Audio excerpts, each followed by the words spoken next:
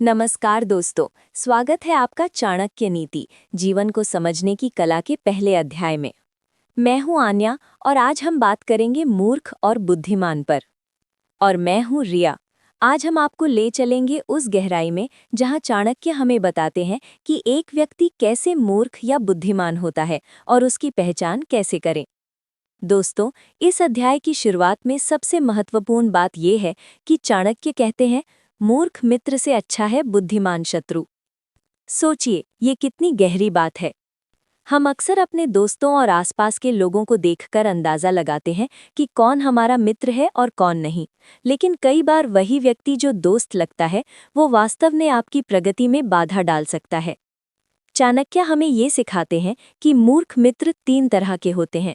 पहली पहचान, वे बहुत बोलते हैं और किसी की सलाह नहीं मानते।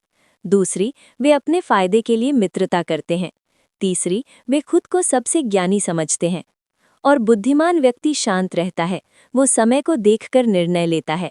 वो केवल अपने हित के लिए नहीं, बल्कि परिस्थिति के अनुसार कार्य करता है। आइए एक उदाहरण से समझते हैं। मान लीजिए आपके 2 मित्र हैं, अजय और विक्रांत। अजय हमेशा अपने फायदे की चिंता करता है, दूसरों की मदद नहीं करता और खुद को सबसे बुद्धिमान मानता है। विक्रांत शांत है, परिस्थिति को देखता है और सही सलाह देता है।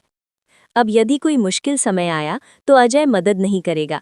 विक्रांत हो सकता है कि विरोधी के रूप में सामने आए, लेकिन वो आपको सही दिशा दिखाएगा।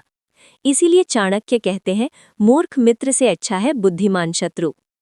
अध्याय का अगला हिस्सा है मूर्खता की पहचान।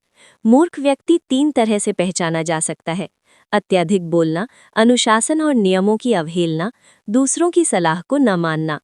बुद्धिमान व्यक्ति इसके विपरीत होता है। वो कम बोलता है, परिस्थितियों का अध्ययन करता है और सोच समझकर निर्णय लेता है। चाणक्य का कहना है कि मूर्खता केवल बुद्धि की कमी नहीं, बल्कि विवेकहीनता और अनुशासन की कमी से आती है। व्यक्तित्व का विकास, शिक्षा और अनुभव इसे दूर कर सकते हैं। आइए इसे जीवन के उदाहरण से समझते हैं। एक कंपनी में 2 कर्मचारी हैं, रवि और मोहित। रवि हमेशा जल्दी निर्णय लेता है और बिना सोचे बोलता है। मोहित परिस्थितियों को देखकर निर्णय लेता है। जब कंपनी में बड़ा प्रोजेक्ट आया, रवि ने जल्दबाजी में गलत फैसला लिया।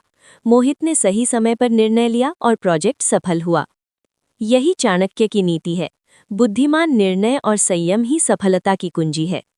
अब हम मूर्ख और बुद्धिमान के व्यवहार की और बातें करेंगे। मूर्ख व्यक्ति हमेशा अपने अहंकार में फंसा रहता है। वो दूसरों की गलतियों से सीख नहीं पाता। बुद्धिमान व्यक्ति हर परिस्थिति से सीखता है।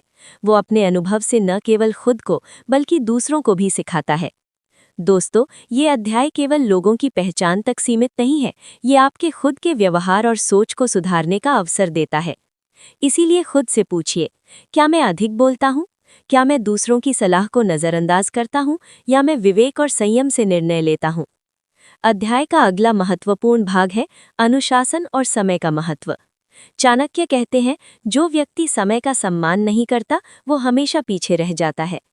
मूर्ख व्यक्ति समय का सदुपयोग नहीं करता। वो तुच्छ कार्यों में उलझा रहता है और अपने लक्ष्यों को भूल जाता है। बुद्धिमान व्यक्ति समय का सही उपयोग करता है। वो जानता है कि हर क्षण महत्वपूर्ण है।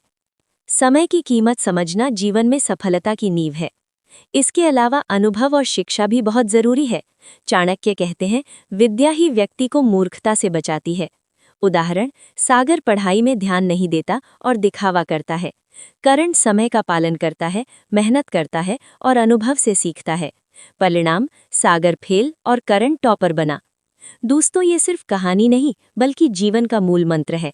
मूर्ख और बुद्धिमान का अंतर समझना हमें खुद को सुधारने में मदद करता है।